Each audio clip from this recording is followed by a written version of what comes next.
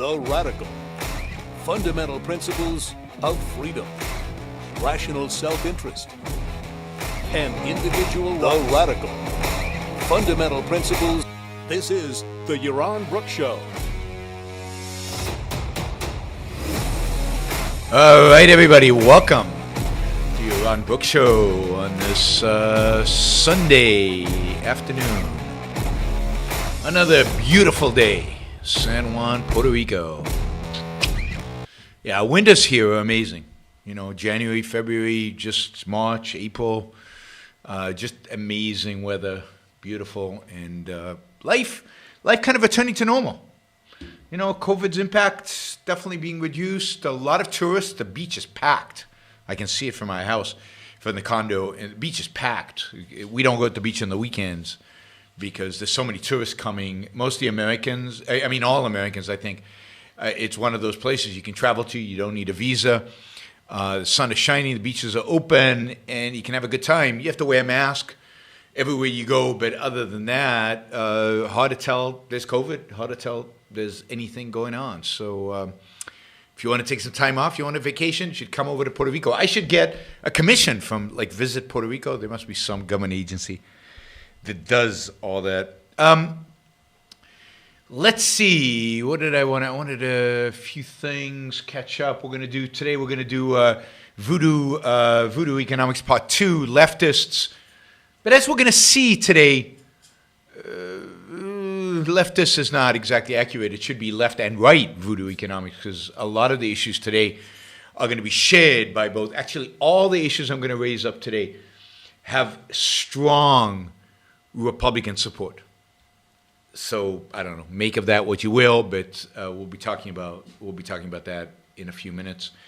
I did a session today with Tal Tzfani, CEO of the Institute, and and Gina Golan, the psychologist who I've had on the show a couple of times, and we did something on happiness and on a new platform, a new social media. I know there's just not enough social media platforms, just not enough of them. So there's a new one now called Clubhouse, and you want to tell me that Facebook and Twitter have monopolies and so on. Anyway, Clubhouse. Clubhouse is exploding. Clubhouse is big. Clubhouse is the latest, sexiest thing. Who has time for all this stuff? It drives me nuts. Anyway, we were on there for an hour this afternoon. I think some of you were there. Chandler, I know, was there. Maybe some other people was there. It was a good session.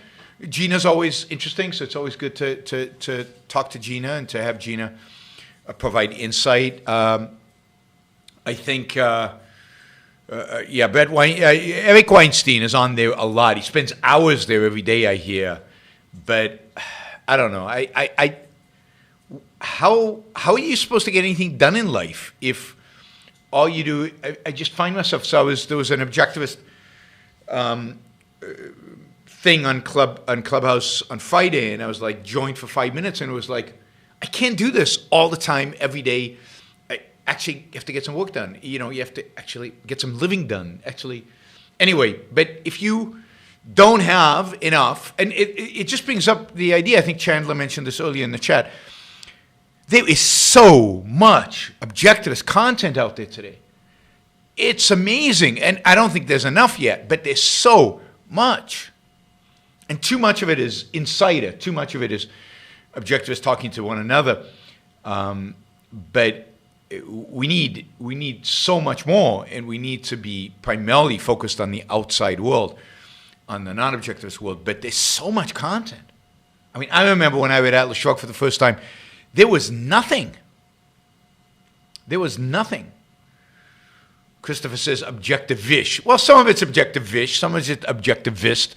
So, you know, there's a variety, but that's what you're going to get. With quantity, you will get variety, and some of it will be better and some of it will be worse, and it's up to you as consumers of content to pick and choose and to pick winners and losers in a sense. Daniel just wants to get started. I get it, Daniel, but, you know, we need to wait until we get to 100 people before we can just jump in. And plus, you don't like this little bit of chatting and a little bit of background information. Anyway, I wanted to give you, in the name of chatting and background information, wanted to also give you some info. I'll be doing a talk in Russia next weekend. And of course, because it's in Russia, it will actually be online. You can attend. So, look online. I think there's information on it on Facebook. I'll put up some stuff on YouTube. On Twitter. But I'll be doing a talk, and a number of other objectivists will be doing a talk for Russian objectivists next week. But it's open to everybody. So,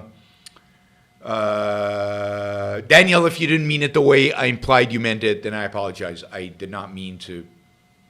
Sometimes I read into comments more maybe than they should be. But yes, we're rock and rolling. Anyway, sorry if I offended anybody, particularly Daniel, who actually paid to make the comment. Yes, Russia on Saturday. This Friday, I'll be speaking in Denver live to three-dimensional people. You know how much I love that, so that's going to be fun, and looking forward to that. And what else? There is this debate with John Mackey. Don't forget the debate with John Mackey in Florida on the 18th of February. So please, those of you who can make it to Florida, I think it'll be a real fun event. I think it'd be worth coming to. So I hope you can make it up. You can find information about that online as well. Just put your Ron book, The Villages Florida Debate, John Mackey. You'll get a ton of material on that. So those of you who live in Florida, anywhere nearby, this is close to Orlando. But if you need to drive a little bit, come on down. It'll be a lot of fun. Again, three-dimensional people. There'll actually be live people there. And that should be a lot of fun. Is the Mackey debate going to be live streamed, Jonathan asks. I don't know. Maybe I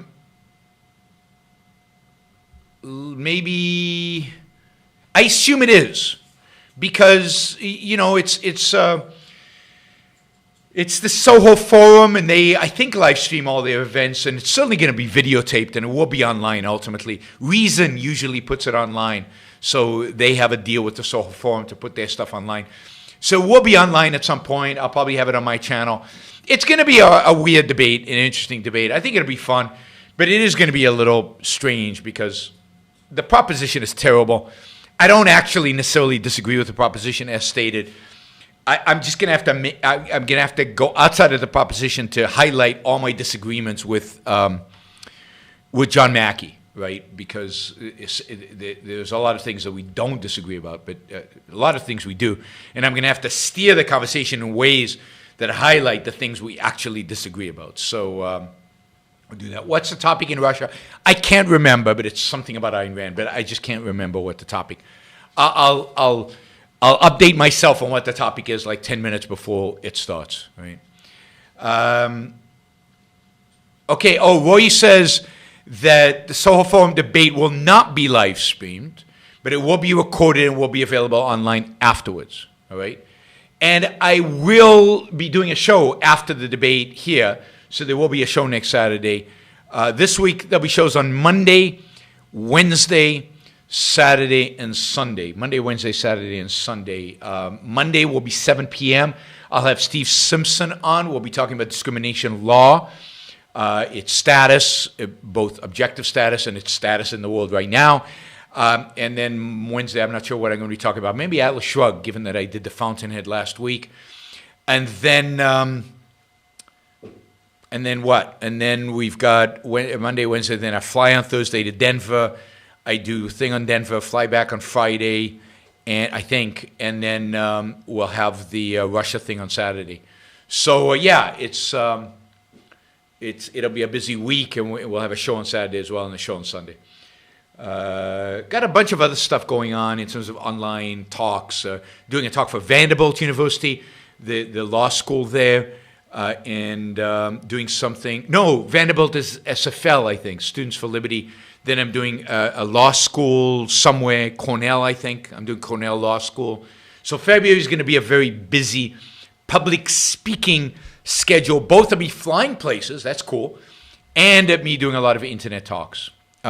Lastly, if anybody knows of a way I can get a vaccine, drop me an email. If not legally, doesn't matter, but a real vaccine, not black market vaccine. I mean, the real thing, like Moderna and Pfizer vaccine, not the Chinese or the Russian vaccine. If you know how I can get a vaccine without waiting until June or July or something like that, then let me know, because I need to get vaccinated soon. So if anybody can hook me up with a vaccine, please let me know.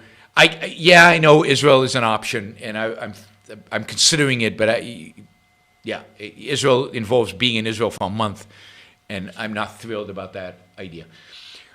All right, I think that is all the kind of the organizational stuff. I did want to say, I did want to encourage people who get value from the show to support the show. I want to emphasize that the best way to support the show is through a monthly contribution on youronbookshow.com/support, or Patreon or Subscribestar or Locals. Those are still the best way. For a variety of reasons, a number of people have had to cancel their subscription, so we've got a little downtick in terms of support. So anybody new who gets value and would like to support the show, that'd be great. Anything from $2 a month to $1,000 a month would be fantastic. I think the highest we do is $500 a month. $500 a month actually gets you a one-on-one meeting with me once a month for half an hour. $250 a month gets you once a quarter, half an hour with me one-on-one. So that'd be great. $1,000 if you want to create a new category of $1,000, we can figure out what kind of perks you want and customize it for you. Also, remember that for $1,000 you can choose a topic for the show. We've had a number of shows recently that have been sponsored. The Fountainhead last week was sponsored by Troy. The show with Amesh Adalja was sponsored by Matt. A couple of shows next week will be sponsored by Matt and Troy. But for $1,000, you can choose the topic. Also, for $500, you can get a movie review from me on any movie you choose. And I know I owe a movie review for The Real Genius, and I will be watching it in the next few days, hopefully, or maybe on the flight to Denver, and I will give you a review in the next week to 10 days. There will be a review of that. So all ways in which you can support the show. Help us get the new studio later this year, and just get the show rolling and get more marketing and get more support and get everything else going with the show. Of course, you can use the Super Chat feature, and thank you for the Super Chatters that have already put some money into the Super Chat, and I appreciate that. And of course, there's a lot more room, and the more you commit in the Super Chat, the faster I will answer the question. I'll just do this one quickly. Michael Hess asks, can you recommend books on the Khmer Rouge? I can't really. I don't have one book. I've kind of, over the years, picked up a lot of information about the Khmer Rouge from different sources, different articles primarily. I don't think I've read a book from, a full book. I've read chapters, I've read articles, so I don't have a good recommendation on the Khmer Rouge, but I think you'll find that everything I've said and everything we wrote about the Khmer Rouge and Equal is Unfair is true and is sourced. But yeah, if you find a good book about the Khmer Rouge, please let me know. How do you log in and increase your support? You can just go to my website, youronbookshow.com/support.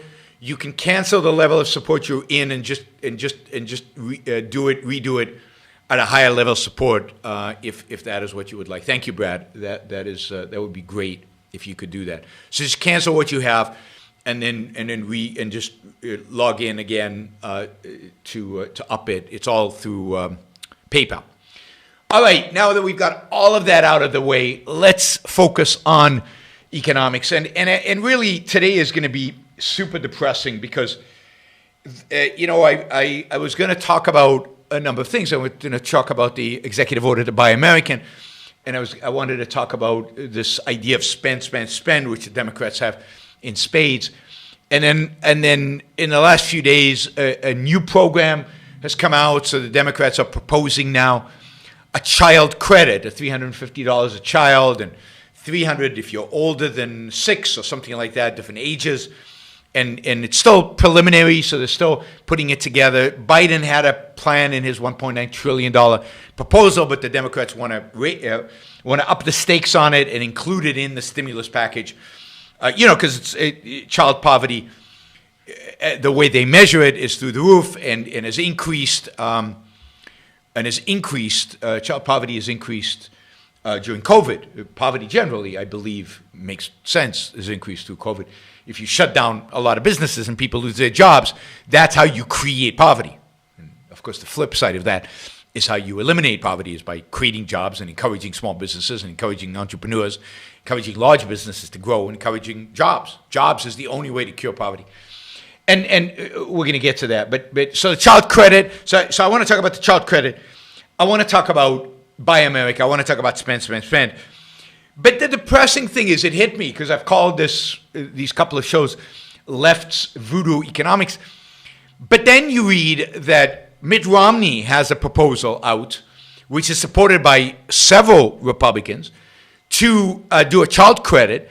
And his child credit is actually more lucrative, if you will, although it has it reduces certain other welfare programs, so maybe on net it's not more lucrative. But in terms of the handout, it's more lucrative than the Democrats' proposal. And on Buy America, as I'll talk about, Biden is just leveraging off of Trump's proposals around, or executive order on Buy America. And on spend, oh my God, I can't think of anybody who spends more than Republicans under Bush and Republicans under Trump. So it shouldn't be left's voodoo economics. It just should be mainstream, left and right, voodoo economics.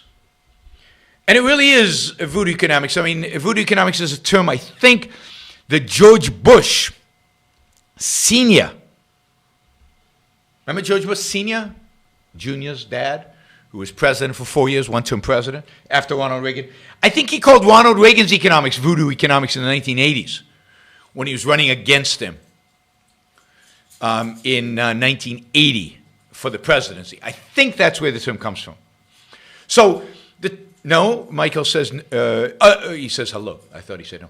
So, I mean, the voodoo economics was a leftist, kind of left Republican accusing the last semi-free market Republican of being voodoo. So, the real voodoos, of course, Bush and the Democrats and Romney and almost all Republicans today and Trump.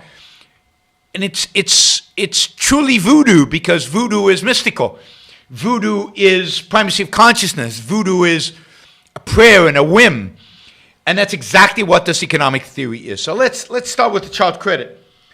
So the idea is this: the idea that poverty is high today in the United States, primarily because of COVID. And, of course, poverty has been mostly flat in the United States since the late 1960s. It was declining fast into the late 1960s and flattened out sometime in the late 1960s. And it's been coming up and down since then. And it's fascinating to me that if you were from another planet, didn't have the context and didn't have the embedded altruism that so many people have today. If you just showed up on planet Earth and you look at the graph of poverty and you say, and this is poverty the way the government measures it. Don't want to even get into the whole statistical debate about what it means, and the fact that a lot of young people are poor, and therefore they're calculating the poverty rate, even though they all get out of poverty once they get their jobs or once they get out of college or everything. So the whole measure is bogus. But there are really poor people. There are people who truly struggle, and people that have a really, really hard time to be able to afford some of the basics that they need in order to live. But I don't know that the poverty rate is actually capturing that. I'm not sure what the poverty rate actually captures and whether it's objective. But let's assume it was real. And you came from another planet and you saw a graph that showed steady decline in the rates of poverty as measured by the government, and then it flattens out, and then it stays flat pretty much forever. It bounces around a little bit, recessions, economic growth, and so on. Wouldn't you ask the question, what happened in the late 1960s that caused the graph to flatten out? It was heading in a nice direction. Poverty was declining systematically. It was really going down and was heading towards zero. And suddenly it stops and it flattens out. What happened in the late 1960s to cause poverty not to go down anymore?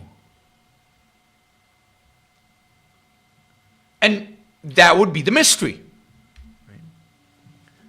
And anybody knows what happened in the late 1960s to cause the rate of poverty to, well, we don't know about cause, but you would want to know so that you could get a sense of cause and effect, right? You would want to know what coincided with it so that you could try to figure out causality. So what happened in the 1960s that is related to poverty? Well, we launched a war on poverty. We launched a war on poverty. And we established what the Johnson administration termed the Great Society.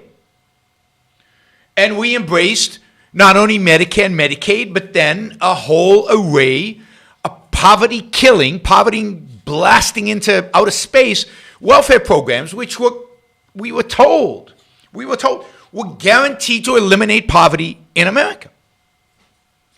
And all of this came about during the Johnson administration. So what would that be? 63 to 68. Never eliminated, never reduced, never really challenged until, to some extent, Bill Clinton's welfare reform in 1990, was it 97 or 98, I think? But really, the programs, the extent of them, certainly Medicare, Medicaid, but all the entire welfare infrastructure and the entire welfare industrial complex, that's a new term we should embrace.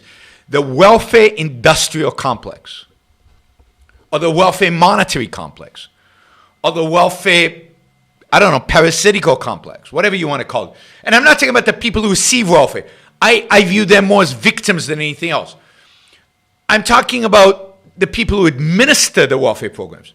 We're talking about thousands, if not hundreds of thousands of bureaucrats and government officials and government programs at the state level that get money from the federal government, and the federal government that has all these branches. And it's welfare in the United States. It's not one simple program where people get a check. It's a million different little programs where people get pieces of stuff. And you need a PhD in welfare sciences just to understand and figure out what you are owed. So one of the characteristics of American welfare is that people don't use it anywhere near as much as, for example, they use it in places like Europe. Not because they don't want to use it, but because it's so complicated, nobody knows how to use it. So, for example, a lot of the child credit and a lot of the negative income tax that we have, the earned income tax credit, all of those things, 22% of people who are eligible to use it and who actually file don't use it, don't get it, don't apply for it. Because it's so complicated. And one of the differences between the United States and Europe is much more efficient, less bureaucratic, less dribble and drabble in a million different programs with their welfare, right? Put aside the whole morality of welfare. So anyway, it's curious, isn't it? That about the same time as all these welfare programs, as a war on poverty was launched, poverty rates flattened out. Poverty rates flattened out. Right? Gene says, can't find a poverty rate graph that doesn't start in 1959. Probably not measured before that. You can probably find it in people, in some studies where people try to estimate what it was in the past. But you see, one of the great evils of government, this might be controversial what I say, one of the great evils of government in the last 40, 50 years is that they started measuring stuff. Because the more they measure, the more they think they can control, the more they want to intervene, the more they want to tinker, the more they want to influence. When it's not measured, they don't know, so they leave it alone. So government statistics are not a good thing. Not a good thing. Because the more now today they know everything. They have statistics on everything. They've got a Federal Reserve. Federal Reserve employees is the largest employer of economists in the world, is the Federal Reserve.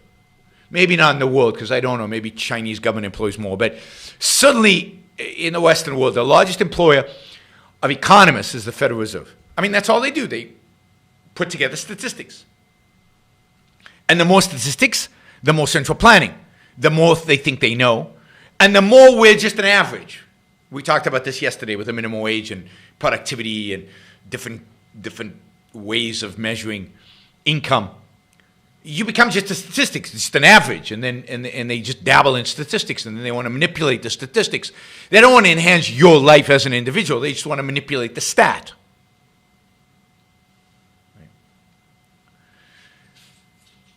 Anyway, all this is to say that poverty, as measured by the government, has been flat since we declared a war on poverty. Now, this is consistent with the fact that America, for a variety of different reasons, has not won a war since World War II. I mean, I don't count Grenada as a war, right? Or even the first Gulf War. Hard to really define that as a victory. But given that you had to have a second Gulf War, didn't have to have, but had one.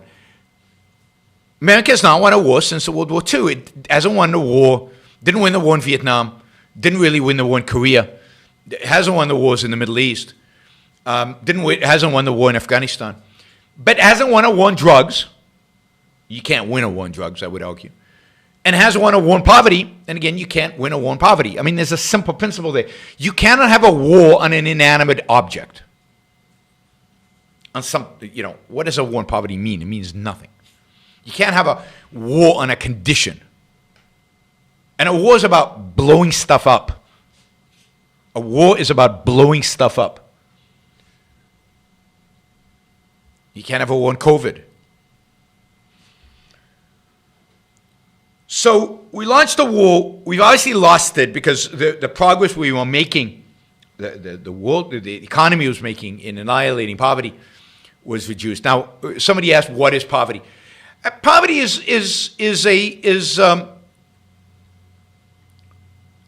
I'd say it's a state of being in a particular culture where you're barely getting by. That is, you are struggling to feed yourself, to buy diapers for your children, for your babies, to pay the bills, and you're living at a very low standard of living. You barely have a car. If you have a car, it's a very old one. So you could objectively evaluate poverty, right? I mean, a lot of us were poor at some point, right? I was poor. While I was going to college in the U.S., 6 years of master's and PhD. I mean, I worked odds and ends job. I got a little help from my wife's dad, but generally, we just got by. I think when my kids were born, my largest expense was diapers. Monthly expense was diapers. But so what, right? Sometimes you have to be poor to get wealthier, to get an education, to get to the point where you could be successful. But some people get stuck in poverty. And arguably, you could make the argument that welfare state actually encourages people to get stuck in poverty. It pays them to get to stay poor.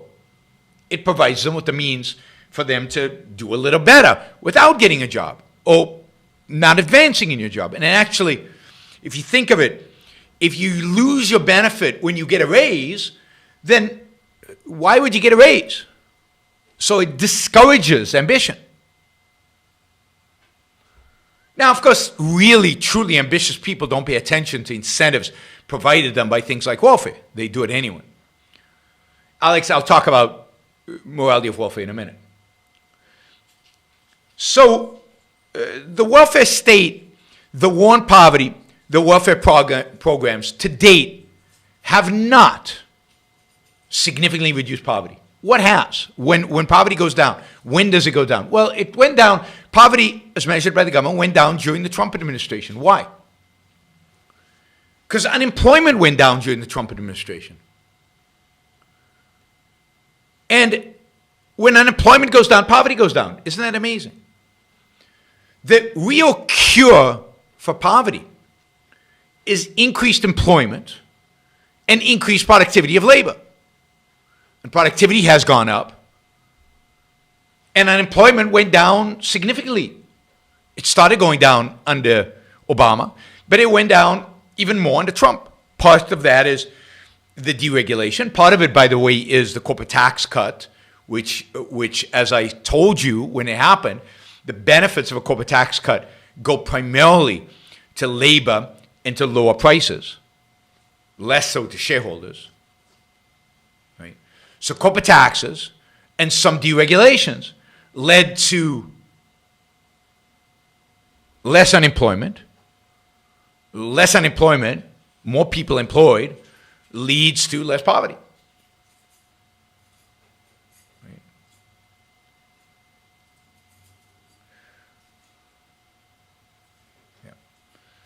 David writes, that Thomas Sowell tracked data from the Bureau of Labor Statistics. Now notice how Thomas Sowell did it.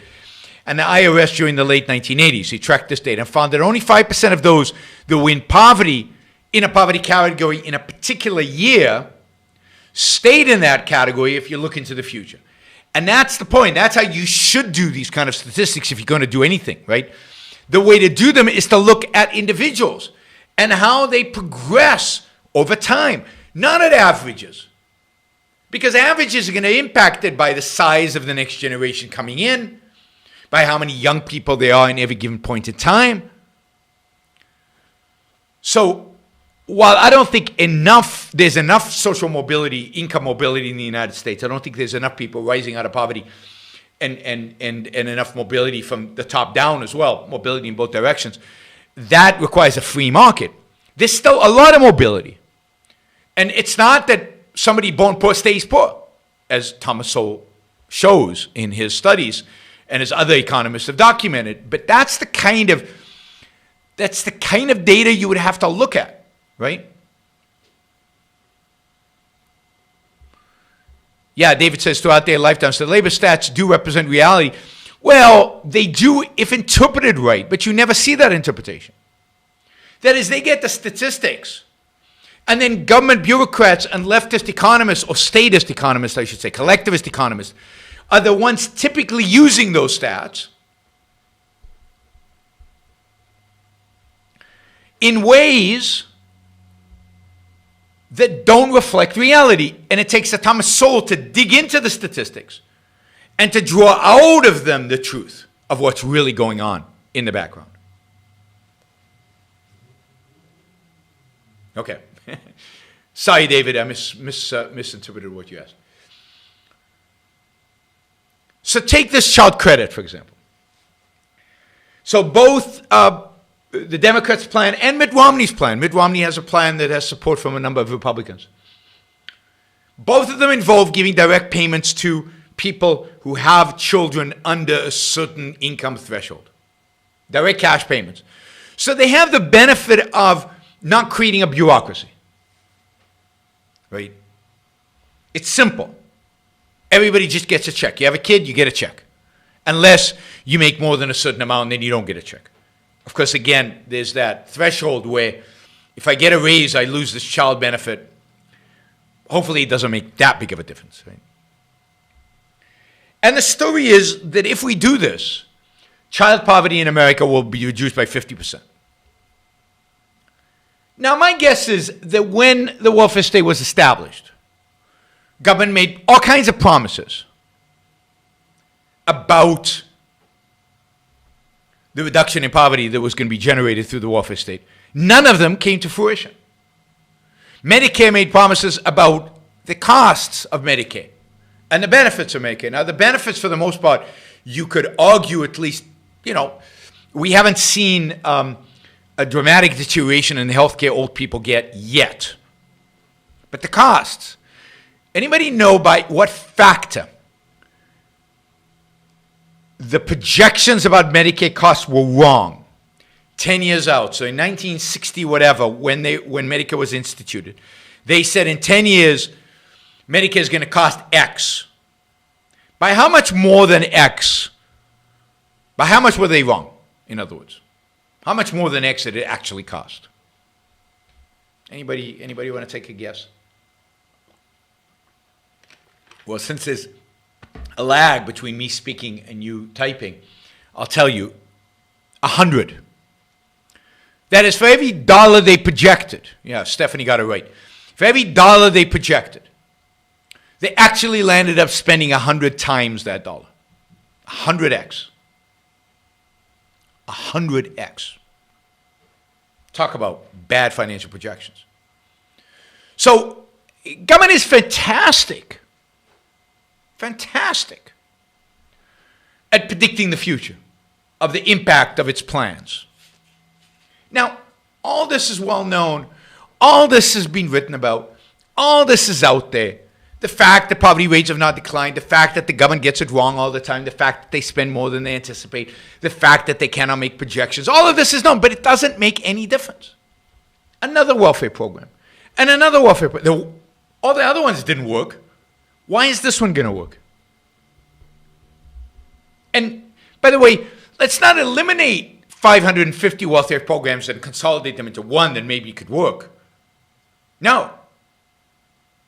We're going to add one, so we have now 552 welfare programs. So we can create more confusion. Voodoo economics. This time it'll work. Why? Well, because economists say so, but economists said so back then. Well, they're smarter now. They have AI. They have experience. They know more. It works in Europe. But no, you don't get people out of poverty, not real poverty, not long term, by writing them checks. Unless you don't care about their well-being and you're willing to do what Europeans do, which is write them big checks. And do it efficiently. And accept that they will never work. Accept that work is not a requirement.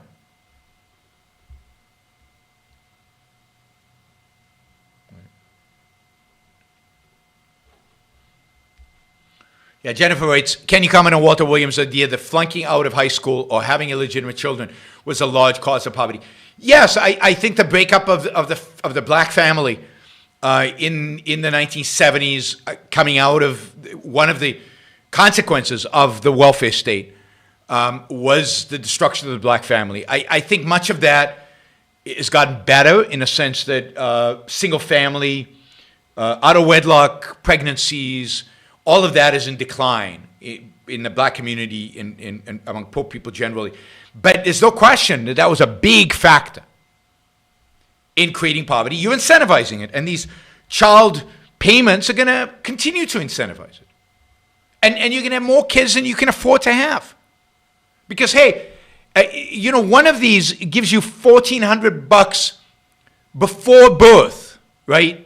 So while you're pregnant, you get $1,400. I mean, $1,400 if you're poor is a lot of money. And then $350 a month is a lot of money.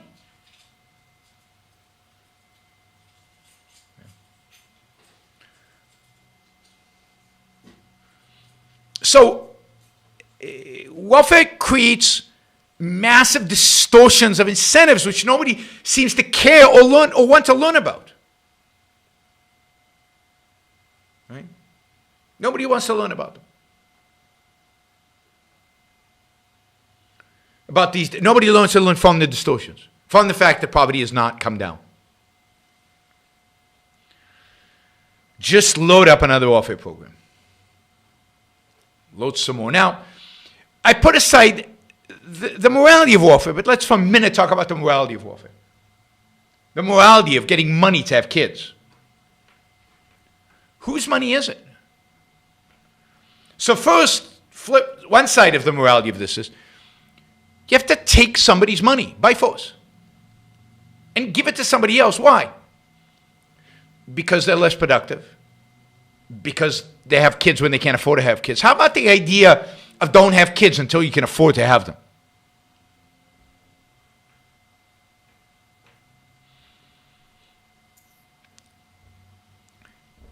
it's all about, I mean, there's no way to do this without coercion, without actually taking money from some people and giving it to others. And then it's not an accident that the government is incredibly inefficient at doing this. Because it's coerced, because there's no proper incentives, because the bureaucrats don't really care, because the people giving the money are not giving it with a clear purpose. So compare a welfare state to a charity. If I give to a charity to help poor people, let's say, I want to make sure they're doing a good job. And if they want my money the next year, they would have to come to me and convince me that they used my money well. Otherwise, I wouldn't give them the money. So they have to live up to certain standards. Now, you could say in a democracy, we vote for them. But no, you don't vote for the bureaucrats. And politicians have no incentive really to shape things up and to clean house. And we don't vote the bastards out. We never do. The market for charity, for example, is far more efficient at making sure that the money gets used well. Now, even there, things break down because we are so eager to give to charity because of altruism. We're so eager to give to charity because of altruism. Too many of us don't pay attention to how the money is used. See, even charities often create disincentives, often destroy those people they're trying to help. You know, there was a documentary called Charity Inc., which I highly recommend, Charity Inc. And it goes through all the different examples of how charities distort and pervert and actually, in some cases, actually increase poverty and hurt employment and hurt production and do the opposite of what they claim to do. And people don't monitor them closely enough because we're so committed to charity because of altruism, we don't pay attention. In a rational world, we would. So first, welfare is immoral because it requires coercion, force. It requires the stealing of money from some to give to others. And that's just wrong. If I want to help a poor person, I can do it more effectively, more productively myself. And if I don't want to help a poor person, somebody says I don't have a heart. I mean, he was kidding, but I don't have a heart, right? If I don't have a heart, so what? You get to tell me I have to have a heart? You get to tell me what my values should be? You get to tell me how I should live, what I should do with my money? No. So no,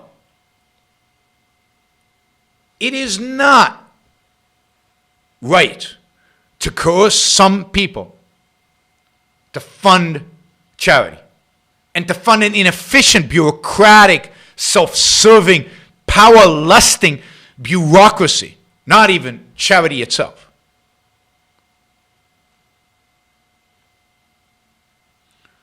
Yeah, Scott says, I saw a documentary that gave free shoes to poor in Africa, and it put a company that made shoes out of business. Same with solar panels in Haiti. Same over and over and over again. You remember that charity where if you buy a pair of shoes, they donate a pair of shoes in Africa? That company did a lot of harm in Africa. A lot of harm. To local businesses that produce shoes. Suddenly you get really nice Western shoes for free. Why would you buy the local shoes? But secondly, from a morality perspective, it is what is done through welfare is evil towards the recipient. You're basically telling the recipient you're worthless. You cannot take care of yourself. You're incentivizing them to be irresponsible. You're incentivizing them to abandon personal responsibility. Don't think about when you should have kids and how you can afford them and how do you get a job so you can feed the kids. And maybe you should only have one kid, not four, because you can't really afford four. No. The government is saying, have as many kids as you want. Here's a check. The government is saying, don't get a job. Here's a check. The government is saying, don't have pride. Don't be productive. don't have integrity. Here's a check. The biggest victims of the welfare state are the recipients.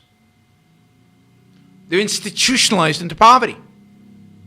The more you give them, the less likely it is that they go and find work. The more you give them, add to that the minimum wage, add to that business regulation, all the controls, licensing laws. You make it very expensive, very hard for them to find a job. You pay them a check so they don't find a job. And shockingly, they don't find jobs. And poverty rates stay high. So no, welfare is immoral, thoroughly immoral from every perspective that you might take a look at it. It's wrong, it's evil. It's, I don't think, the worst thing that a government can do, or government does, but it's really, really bad. Really, really bad. All right, remember, you can use the Super Chat to support the show and get your question bumped up to the top, because if you use it and use a $20, look, I've gotten used to shows where I get, you guys contribute $600-800 in a Super Chat session. February is being pretty thin. I think everybody spent their money in January. January was amazing. January, you guys really stepped up. It was amazing. We were generating, regularly $600-800 per show. We're down to less than 200 a show. So if there are any, what did Derek used to call them, whales out there, jump in. All right, and of course, don't forget to like the show before you leave. We've got double the number of people watching than there are likes. We can certainly do better on the like feature. And I don't know why YouTube doesn't like Alejandrina's comments where she asks you to support the Super Chat. I always have to unhide them. Thank you, Noel. Really appreciate that. All right. Let's see. Have you smiled yet today during your show? Yeah. Haven't I smiled? I think I've smiled. I should, yeah, definitely smiled. There we go. I'm smiling now. All right. Child credit, big deal. It's going to pass. Republicans support it. It's going to get 60 votes, or they could get it through this budget reconciliation, which is a messy way to do it, but it looks like with Mitt Romney's support, they might get 60 votes to get this through. You're going to see a big, big, big increase in the welfare state under Biden, under Democrats and Republicans working together. As I've told you many, many times, when Republicans and Democrats get together and agree on something, run for the hills. It's not good. Alejandrina says nobody loves her. You better be careful, because I have a feeling a bunch of the guys on this chat are going to take you up on that challenge. All right. One of the first executive orders that Joe Biden signed was a requirement that contractors with the U.S. government, and of course, the U.S. government is growing and growing and growing and growing, and has grown dramatically. Right.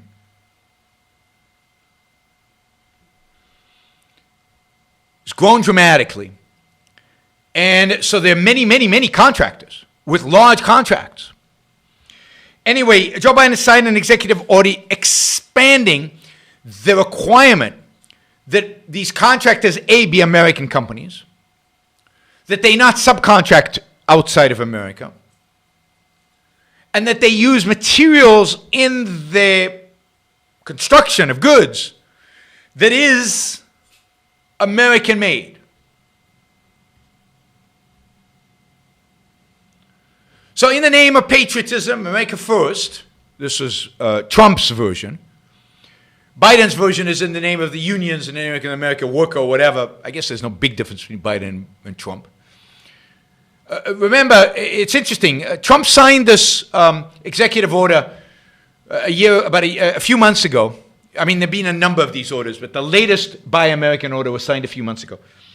All the details of the executive order were worked out over the summer and into the fall. And the day before Biden was inaugurated, on January 19th, the full provisions of the Buy America under Trump became law, were put into place.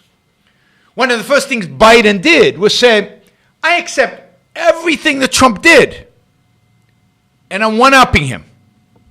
We're going to make it even more difficult to not buy American. Right? So, for example, the new rules developed under the Trump administration. And by the way, do you know when the first Buy American rules were put in place? When did the first Buy American rule, when was it first put into place in the United States? It's been on and off again over many, many years. But when was the first one? When did this phenomena, what was the president who put this into place for the first time? Ian says in the 1980s. There was a Buy American plan in the 1980s, but it was an expansion of a plan that was put in place well before the 1980s. 1798. No, nothing in the 18th century. 18th century didn't do Buy American. 1950s, no. Actually, before the 1950s. Frank says FDR. Actually, not FDR. One before FDR. Indeed, just before FDR was inaugurated. 1932 is when we got the first Buy American. Well, who was president? Hoover. And Hoover was the guy who basically caused the Great Depression. Smoot-Hawley was the real first massive increase in tariffs. Smoot-Hawley, which, to a large extent, you drove the U.S. economy further into depression, right? All kinds of things. Hoover doubled the income tax rate. Hoover was also, just to connect him with Trump, Hoover was the last businessman who was president. Last businessman who was president drove the U.S. economy into Great Depression, right?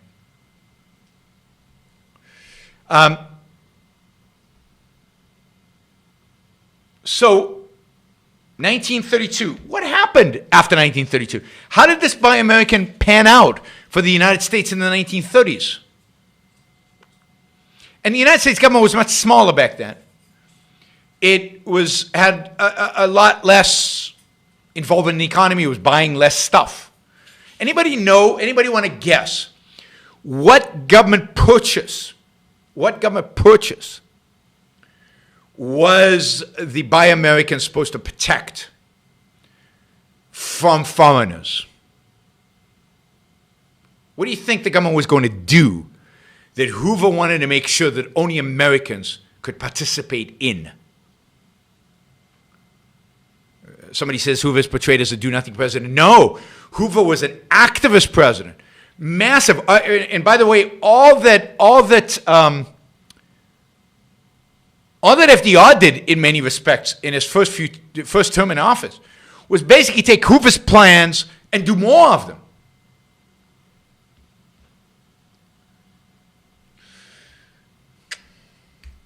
No, the big project that the government was going to engage in was about to start getting contracts for was the Hoover Dam in Nevada. Massive civil engineering project. If you've ever been to the Hoover Dam, an unbelievably impressive project. And by Hoover signing this law, made sure that German and other kind of foreign engineering firms could not bid for the dam. It was only American companies. And of course, it also prohibited employing foreigners.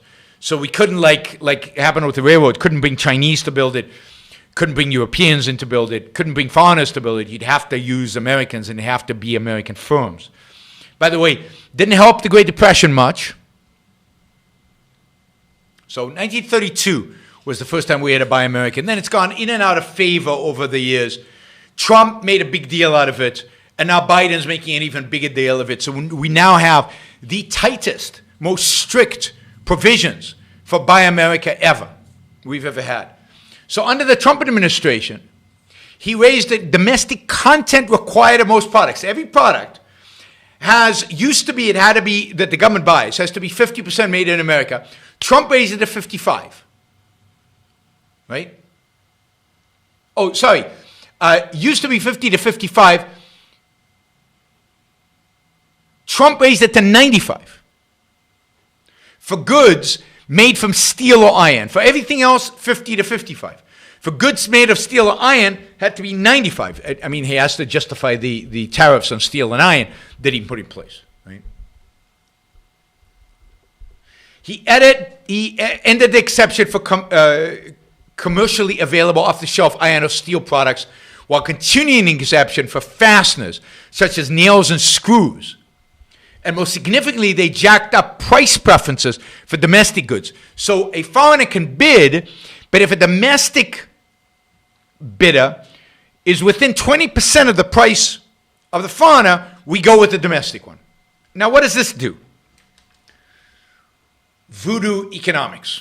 One, it significantly raises the cost to the U.S. government of everything that it buys.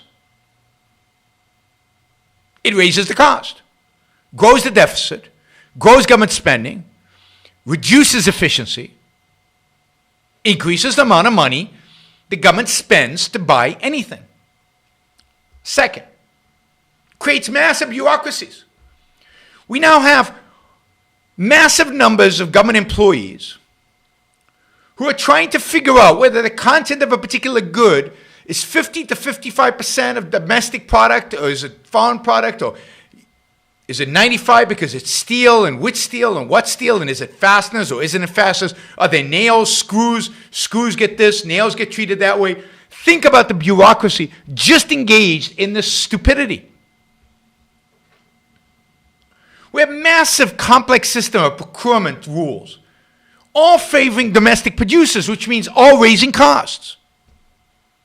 This is a massive, nothing but a massive corporate welfare disguised as patriotism. Oh, we buy American. But all it is corporate welfare. All it is cronyism.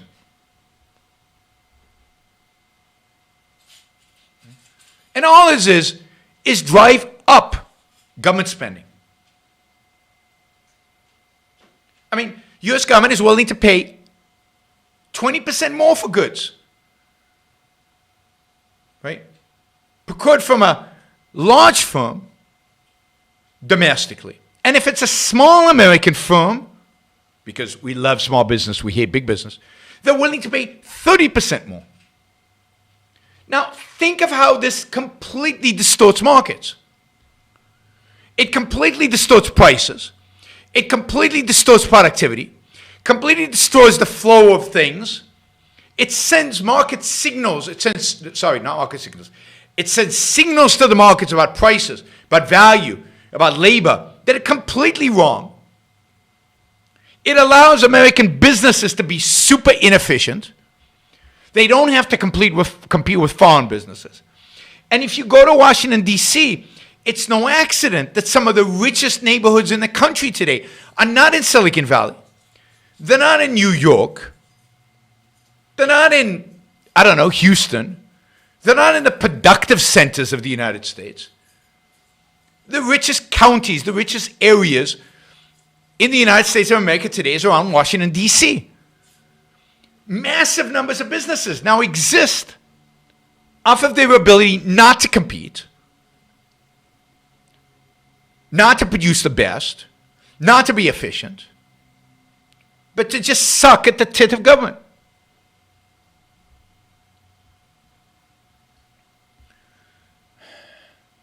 And then people complain to me about cronyism. Well, if you want to get rid of cronyism, tell government they have to buy in a competitive process. Well, and of course, really to get rid of cronyism, you would have to separate state from economics. But one step to getting rid of cronyism is to get rid of Buy American. It's not patriotism. It's anti-American. It's the opposite of patriotism. It's literally anti-American. Does sucking at the tit of government count as me swearing and I get a super chat donation? Does that count? I don't know if tit of government counts as a swear word.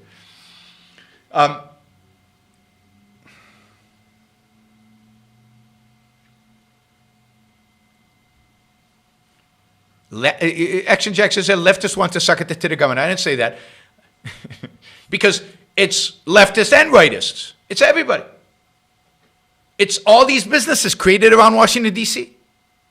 and all over the country.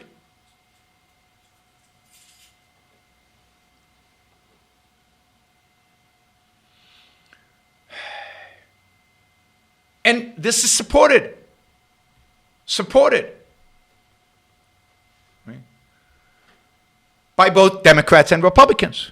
This is a Trump proposal doubled up by Biden. And by the way, all in the name of national security. It's all in the name of national security.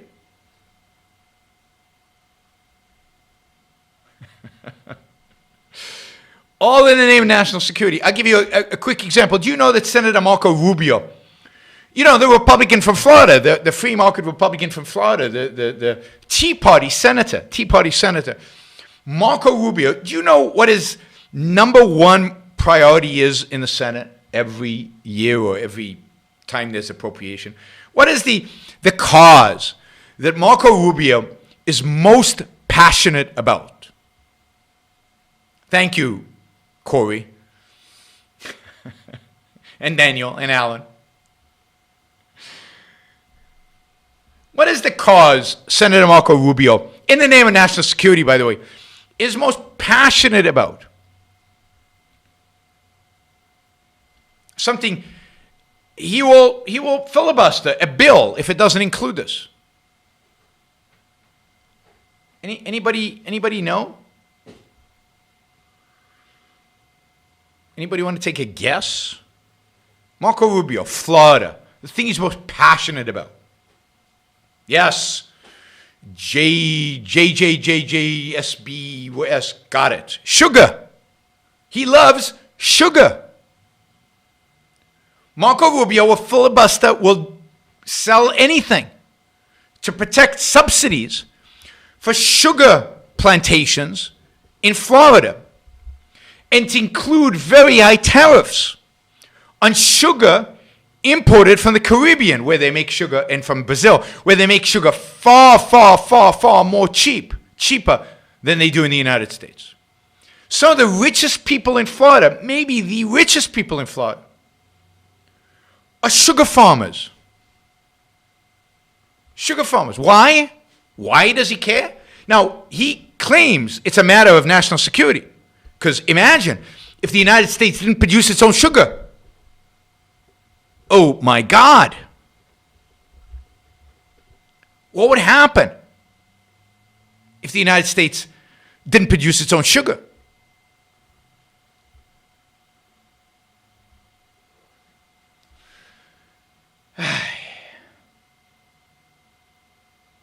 These are politicians. This is the world in which we live.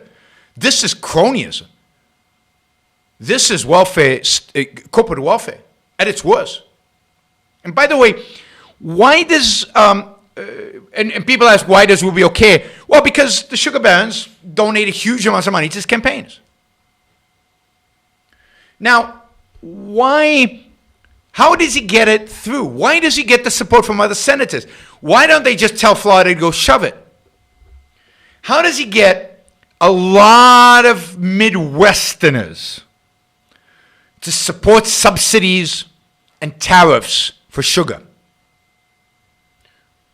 Why do you think people in the Midwest love Marco Rubio's subsidies, love Marco Rubio's tariffs? Let's see if you can figure this one out. This is where economics gets complex. Government economics gets complex. Who has an incentive to keep sugar prices really, really high? Corn farmers. Corn farmers. Why? What does corn have to do with sugar? Well, corn is a substitute for sugar, right? Beets is too too small of an industry. But corn is massive. What do we use in Coca-Cola? What do we use in Coca-Cola? We use high fructose corn syrup. Indeed, most places that don't serve sugar, particularly in soft drinks, it's corn syrup. Corn syrup. So corn farmers want sugar to be expensive because they want to be able to sell you corn syrup. Imagine if we did away with the tariffs and the subsidies. Sugar farmers in Florida couldn't compete. They would go out of business. The market would be flooded by cheap sugar from Brazil. Corn farmers would then have to stop producing corn. They actually use their land to produce something we need and want. This is, by the way, why people buy Coca-Cola from Mexico, because Coca-Cola in Mexico tastes better because it has real sugar in it. Now, I don't eat sugar. I don't do corn syrup. I stay away from as much as I can, from sugar generally. But obviously our culture doesn't. Right? But, so you see how intricate this is, right? Corn farmers support sugar subsidies and tariffs, and they form a coalition. They get stuff passed in Congress. Voodoo economics. Because none of this is good. None of this is beneficial. None of this is economic. All of this is distorted, perverted, destructive, reduces the quality and standard of life of Americans. It's bad for us as individuals. Nobody cares. All we want to do is overlay more. Keep building. Keep making. Grow the government. Give them more power. Because they're so good at what they do. They're so good at using the power they have. Let's give them more.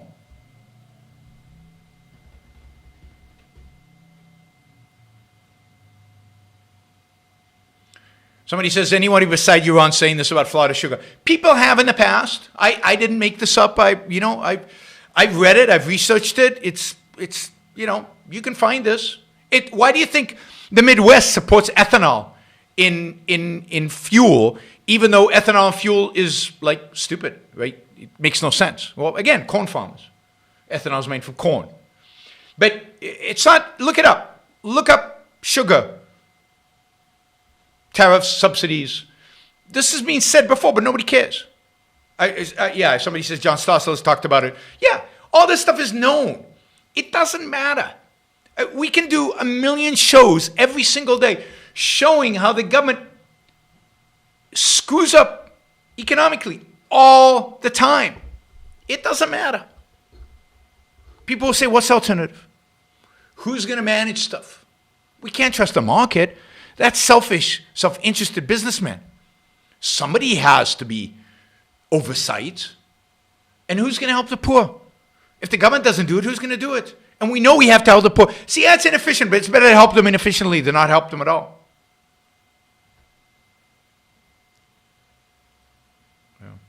Yeah, Daniel says the only reason ethanol blended gasoline is cheaper is because it's subsidized. And there's no reason to have ethanol in gasoline. It makes no sense. They showed in California that the blend in California, which has a lot of ethanol in it, is actually more polluting with the ethanol than without. It might emit less carbon, but it emits something else that's far more deadly and bad for you. All right, and then finally, it is the myth that Republicans and Democrats share that the way to get the economy going, the way to generate economic growth, the way to get more production, the way to get people back to work is for the government to spend.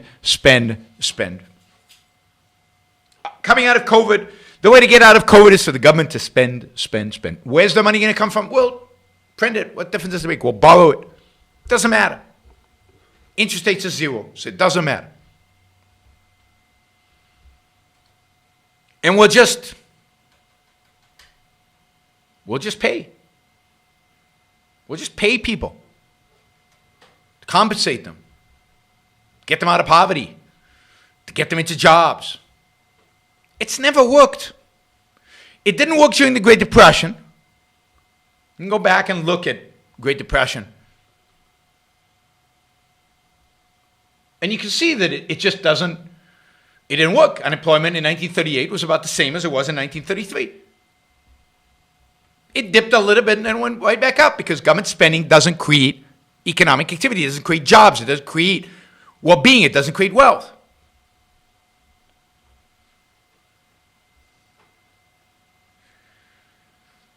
It hasn't worked in Japan, that for the last 30 years has been trying desperately to borrow money and distribute it so that they can stimulate the economy.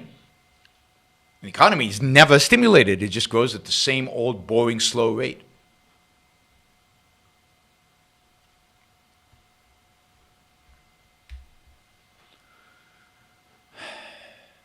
And it doesn't matter to anybody. It doesn't matter. It's all they can think of. Whenever there's a problem, the only way modern economists know how to think about the problem is to say, what can government do? What can we do? How can we? The idea that the best way to deal with the problem is to get government out of the way, to reduce the barriers, to stop the spending, to return the money to the private economy. Nobody seems to consider that. It's out of the economic lexicon. It's not, doesn't exist. Throw more money at children, throw more money at sugar farmers, throw more money at just everybody, just give everybody a $1,400 check. At small businesses, at restaurants, and then raise the minimum wage so the restaurant loses money on their labor. It's a mishmash of complete nonsensical garbage. It makes no economic sense.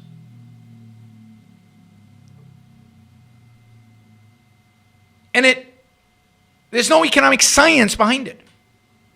Yes, the graphs and their equations and their algorithms and so on. But it doesn't make sense. It doesn't stand up to reality. It doesn't stand up to the test of time. And nobody wants to learn because the last thing anybody wants is to consider the possibility.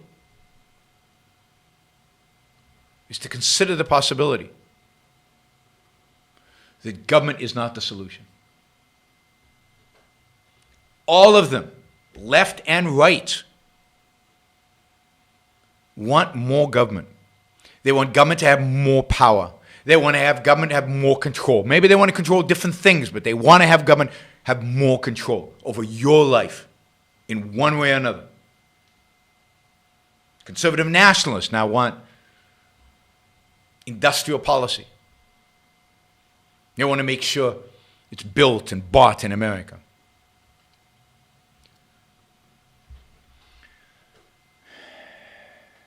And all of it is inspired by a certain attitude to epistemology, right? A certain epistemological framework. They all have rejected reason. They've all rejected the evidence of the senses. They've all rejected reality. Modern economics, when it comes to the state, is whim worshipping. It's wishing. It's like a religion. Indeed, it is a religion. Because all it involves is praying. I'm praying that poverty rates go down.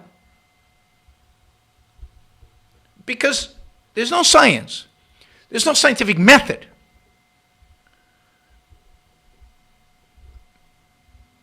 All they're doing is putting their wishes, their whims, their prayers, their desires.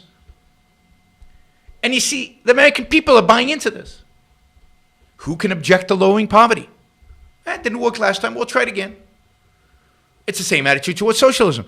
But socialism's noble. Socialism's good. What has to be fundamental is the very function of the state. The very nature of the state needs to be questioned. Until we're willing to ask the question, why do we have government? What do we have government for? What is government actually good at? What's its purpose? We're not going to get good government. And it doesn't matter who you vote for. Somebody asked in the question, how do you get separation of state from economics? You get it by defining government as an agency whose sole responsibility is the protection of individual rights. And therefore which has no responsibility, no involvement, no relevance in the field of economics, in the field of voluntary interaction between human beings. Unless there's fraud or force, the government stays out. It helps define and then protect property rights, but that's it. But that requires a complete and utter fundamental, basic change in our view of government. And this is why the people who think if we only burnt it down today, a better world would rise up. No. It's not about burning the world down. It's about changing people's ideas. It's about changing their attitudes, about shifting their attitudes away from relying on government to do everything for them, including decide what should be in their soft drinks. So the battle is not economic. The battle is about the very nature of government and the very role and purpose of government. And until we reject unlimited government, until we reject the idea of government's responsibility to guide our lives in every aspect of our lives, or to guide our lives in anything, we will have voodoo economics, because all these economists are being paid to justify a growing state, to justify more state intervention, to justify higher tariffs, to justify Buy American, to justify a war on poverty. That's their profession. If poverty actually went away, what would they do? They'd redefine it. They'd create it, which arguably they are anyway. These are, yeah, I like that, Christopher. These are the witch doctors of economics. It's all mystical. And the Bidens and the Trumps and the Marco Rubios and the Elizabeth Warrens of the world are their Attilas. They're the ones who wield the sword. They're the ones who use the force. But they couldn't do it without the witch doctors pretending to all of us that this is the cure. This will work. This time my voodoo will actually have an impact. We've got the voodoos. We've got the witch doctors. And we've got the tillers. And we, all of us, anybody who's productive, anybody who's working for a living, making a decent living, is the sacrificial animal. What we want, our lives, our desires, our values, our thoughts, don't matter one iota. All right. Let's see. Yeah, we can push the YouTube algorithm. Somebody says, let's try to push the YouTube algorithm and defund Trudeau. Yes, you can do that by using Super Chat to support the show. You can do that by liking the show. Still not a lot of likes. 118. We've got 160 people watching. Like should be a lot higher. So like. All right, let's do some of these Super Chat questions. A lot of $5, $10 questions. I'm waiting for that juicy $100, $250 question. I promise to instantly answer those. All right.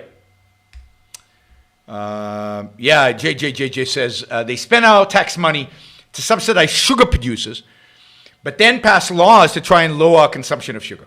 Yeah, but they want you to consume less sugar, but not to reduce the income of the sugar farmers, because then they won't get as much money for them when they run campaigns.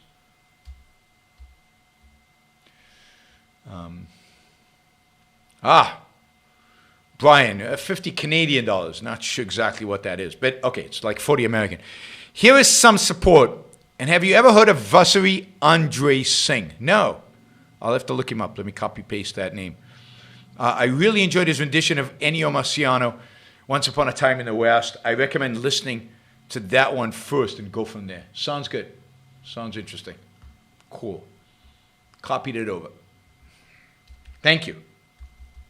Not only for the money, but also for the recommendation. Let's see. All right. Speaking of voodoo economics, could you explain the essence of quantitative easing? and why it's so popular with government today as opposed to printing more money. Well, quantitative easing is basically the Fed printing money, so it is in a sense printing money, and buying government bonds. And so it's replacing a bond, which sits on a balance sheet of a bank primarily, with cash, with the idea that the cash will get spent and then circulate in the economy and create economic activity. Because money creates economic activity, not production, God forbid, right? Which is the truth, right? Now, what actually is happening, and this is why it doesn't cause inflation, and this is why it doesn't create economic activity, and this is why this quantitative easing doesn't seem to have the impact they want it to have, is in a 0% interest rate environment. I said this the other day. In a 0% interest rate environment, a bond is like money. Yes, it might sit on a balance sheet of a bank or some financial institution, but it is easily used as collateral and other means. It's easy to convert it into money because it's very liquid. It's a money substitute. You could, in a sense, buy anything you want with government bonds. It's like money. They're easy to value because interest rates are so low. With zero interest rates, their value is simple.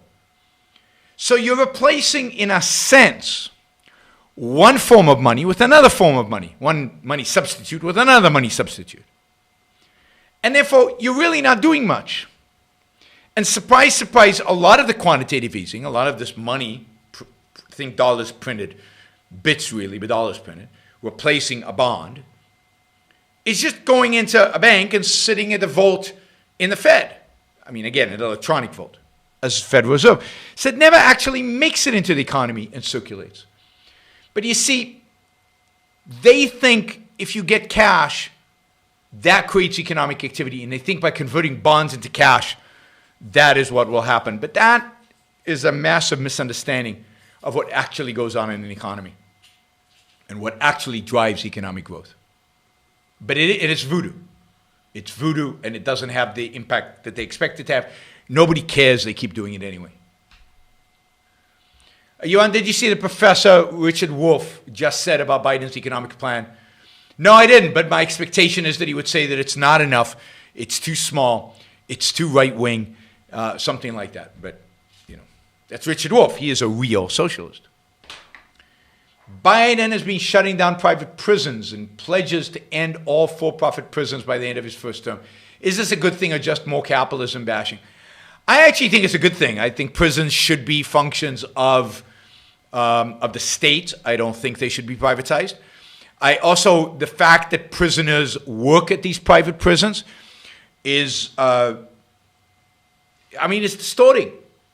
Because think about it. You've got a prison laborer that works producing, let's say, furniture.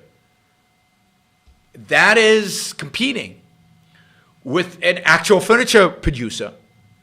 The cost is zero because this is, in a sense, zero labor. There's no market price for the labor. And the prison furniture outcompetes the private furniture. This creates distortions in any market where the private prison is engaged in, right? Prisons are not a private activity. Prisons are a state activity. And prisoners should not compete with people outside. It's not the job of the state to teach prisoners a profession. It's not the job of the state to make them productive citizens. It's the job of the state to punish them and penalize them for the bad things that they've done. It's not rehabilitation. So, I support getting rid of private prisons.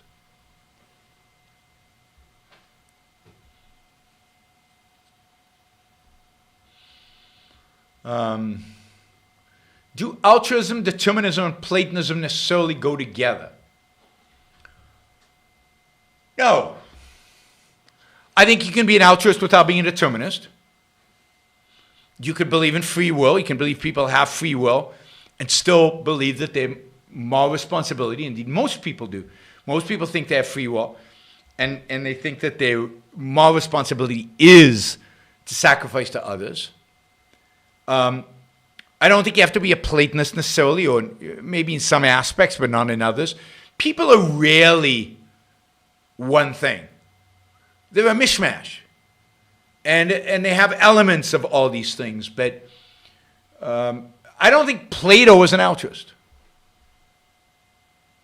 I don't think Plato is an altruist. I think all determinists ultimately have to be altruists, because I don't know what else there is, so not sure. Could you discuss morality or welfare? I did. Your Honor, I've been pondering this strange alliance between the state and values lately, and you just shed light on it. The left's willingness to use force in order to promote their values should be banned under the separation of church and state clause. It should, but then the rights, wanting to instill their values should be banned as well, right? Buy American from the right, anti-immigration from the right, and a bunch of different values that the right wants to institute in the name. But I agree. The real separation of state from ideas, and the state has no business in the ideas business. One of the reasons there should be no government schools. And it's very, very damaging when the state tries to impose their values on you by a variety of different means. So Biden can use his money any way he desires, but the government's money has to be spent in the U.S. Interesting. Yes. Well, I mean, Biden is also pro-tariffs. Biden has kept all of Trump's tariffs, will probably keep them all, including against China, in spite of the fact that the rumor, a lot of people think Biden's in China's pocket. I don't think so. You're going to have tariffs on China. You can have tariffs on Canadian steel, just like under Trump. I always said that Trump, when it comes to tariffs, when it comes to industrial policy, when it comes to his attitude towards business, with the exception of some of the deregulation stuff, was a leftist. All of Trump's instincts are from the left, and from economic perspective, most of it was leftist. So, is there anyone currently in office providing any sort of effective argument against these minimum wage bills? Anyone currently in office? No. I mean, I'm sure Rand Paul could. I'm sure some of the Republicans could. Do they? Will they? We'll see. I mean, let's see when this reaches the Senate, because the Democrats have proposed this. When it reaches the Senate, what arguments do Republicans or people in office make to counter it? And how effective are they at it?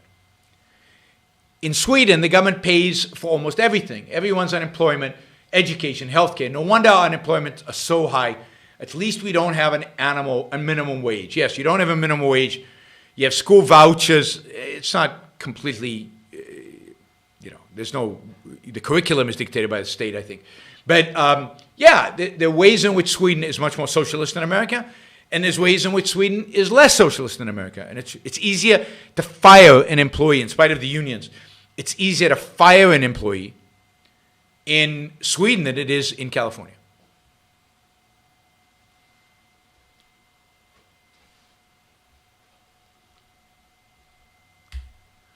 What is the point of the free trade agreements? They all seem to be about protectionism. Has nobody read Bastiat? Well, if they have, they ignore him. Again, this is voodoo economics. It's not rational economics. And nobody believes in free trade. They haven't read Adam Smith either. I mean, all the United States would have to do in order to do free trade is lower tariffs to zero unilaterally. Unilaterally, lower tariffs to zero. That's the only trade policy the United States should have. Now, the only reason to have a trade agreement is to try to negotiate that the other party do the same thing. But if you lower tariffs to zero, other people will follow. They will learn by example.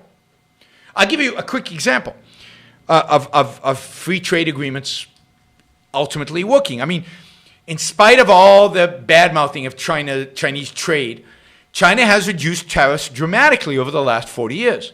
Tariffs has gone down dramatically. And they've gone up now because of Trump. And at the same time, China just cut a deal with its Pacific neighbors, Asian neighbors, where they have committed to reducing tariffs with those neighbors dramatically, significantly, even more, in some cases to zero. The United States, of course, is not party to any of these deals because the Trump administration didn't believe in multilateral trade deals. China just cut a deal with Europe, where it is obliging itself to cut tariffs dramatically, in some cases to zero, and eliminate technology transfers and all the things, a lot of the things that Trump was asking for. The Europeans got by negotiating. Now, again, I think you could achieve the same or better by just lowering tariffs to zero, as Bastiat and ultimately Adam Smith would suggest. But even trade agreements, to the extent that they actually reduce tariffs, are better than nothing, better than just having tariffs.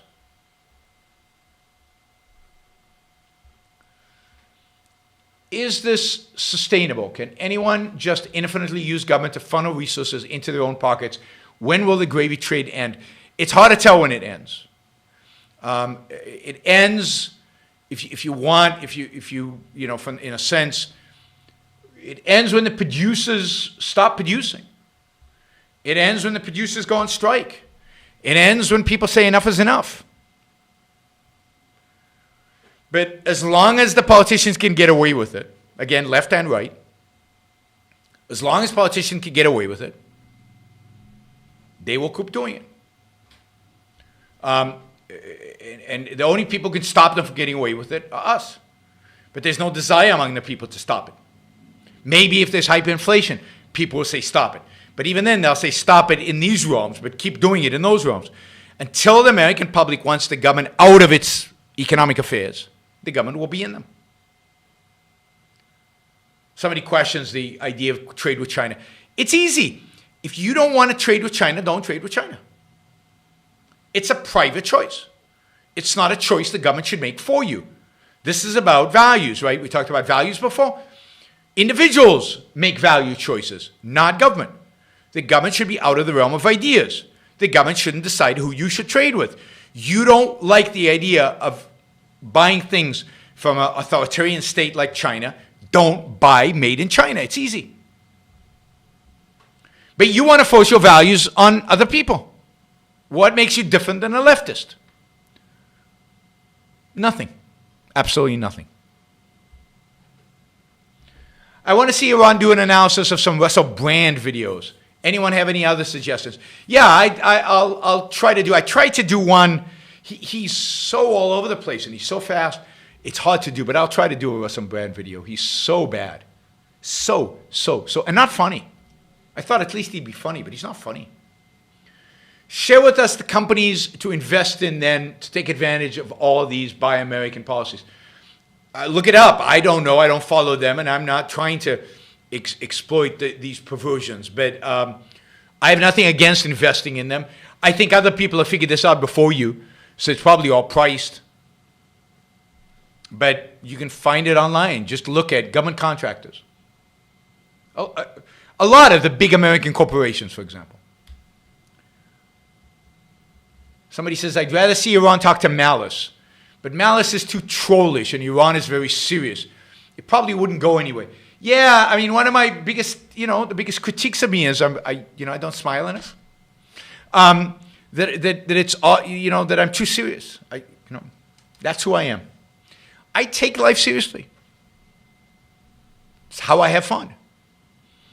And I take ideas seriously. So I don't know how it would go. Johan, it seems that this was the view that the Founding Fathers had. Yes. They used the argument that government had the authority to regulate commerce to justify the ACA. This is how people view government. I know. Now, the Founding Fathers, I don't think, had this view.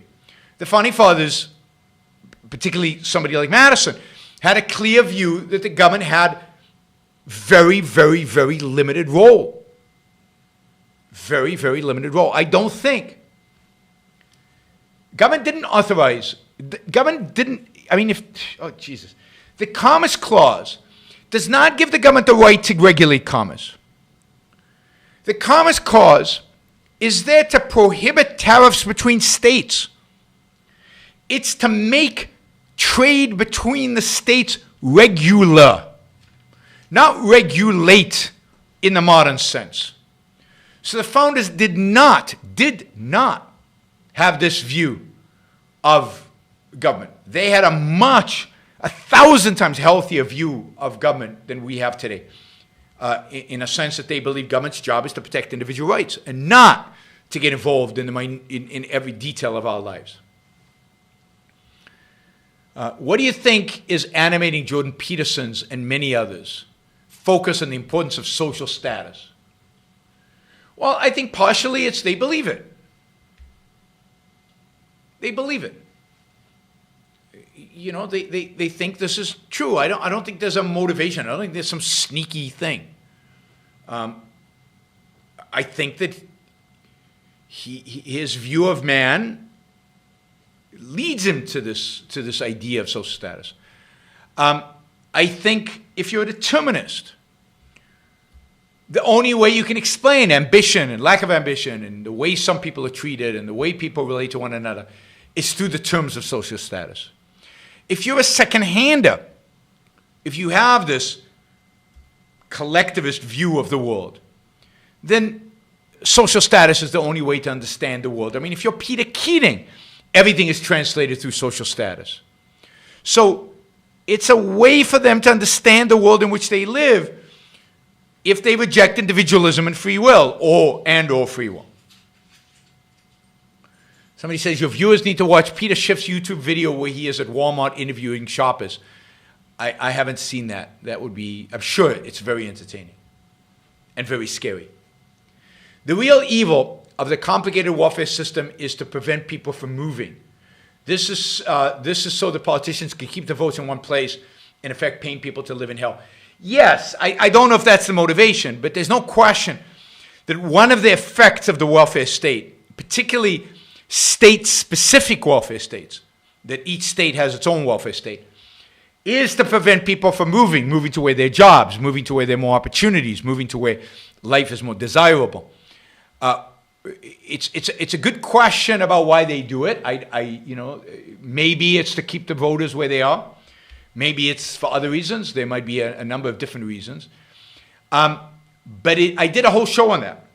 The statistics are really scary in terms of the fact that people's mobility, moving from place to place, has dramatically declined in America over the last 20 to 30 years. And a big reason for that is the welfare state, the fact that your welfare benefits are associated with a place. And when you move to another state, the rules are different, your status might be different, the amount of money you might get is different, everything is different, and it's bureaucratic, and you have to go through the effort, and it's work, and it's just an incentive for people not to move. But there's no question one of the many evils, that's not the real evil, because everything I said before is as evil as this, is the fact that people cannot move. And so if they have opportunities in another state where they could get a job maybe, it's too much of a hassle. Do you take issue with viewers recommending content from another YouTuber, or does the Super Chat make the pain? Yeah, I don't mind people recommending other content. I mean, it's not like my content is the only good content or the only content you should consume. That would be ridiculous. So no, I mean, I appreciate you recommending any good content by other YouTube personalities or any other format or anyway, books, whatever. Right? I like good stuff. I'm not trying to. I don't want to monopolize your consumption. So I have no problem with that. Okay, last question. It looks like free will seems to violate cause and effect. Would a deterministic but practically uncomputable human mind be sufficient basis for objectivism? No. There has to be free will. That is, you have to be in control of some basic functions. Basic functions then dictate all other functions. And in this case, the basic function is the choice to focus or not to focus, to use your mind or not to use your mind, to reason or not to reason. And it's not a violation of determinism. You see, of cause and effect, sorry. It is a violation of determinism. It's not a violation of cause and effect. You have a false view of cause and effect. You have a billiard balls, a David Hume view of cause and effect, and that is that the one ball is causing the other ball to move. But objectivism has a very different view of cause and effect. I think a more Greek view of cause and effect, but I might be wrong. I think it's a more Greek view. And that is that the nature of the ball in question causes it to move. Given the circumstances of it being hit by another object of a certain with a certain velocity, with a certain angle, with certain characteristics of its own, its nature requires that it moves in a particular direction. Human nature, the nature of the object, i.e., human being, is that it has free will. The cause of free will is our unique consciousness. Now, can you explain it in terms of physics? No. But there's a lot you can't explain in terms of physics. Can you explain gravity in terms of physics? Not yet. And yet gravity does exist.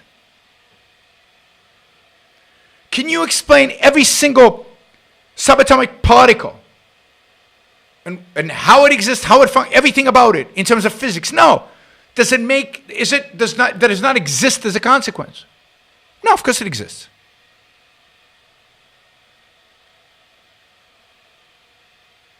So, no, I don't think, and read Leonard Peikoff on this. Read Leonard Peikoff on this. Objectivism is not reductionist. And nothing is reductionist in the sense that you reduce it to these subparticles and they affect one another. That's not what free will is about. And that's a false view of science. And it's sad that somebody smart like Sam Harris is pushing this nonsense. But that's not cause and effect, and it's not science. What free will is, from a scientific perspective, I don't know. I don't think any of you know. You can speculate, you can say it's an emergent property or not. I don't know. You don't know. Nobody knows. We barely understand how the mind works, how the brain works, never mind the mind. We barely understand how the brain works. We don't understand how consciousness works, never mind consciousness with free will. We don't understand consciousness from a scientific perspective. We barely understand what life is from a scientific perspective. We can't create life. So no, there's a lot of science still to be done. And the fact that I don't know something about science today doesn't mean anything. But one thing I can guarantee you, we're not wrong about free will. Just like we're not wrong about gravity. We might be wrong about the explanations. We're not wrong about the phenomena because we observe it. And we observe free will through introspection. It's all you need. Okay, James asked, thoughts on becoming an expat in Vietnam, Japan, Singapore, Malaysia, or another Asian country?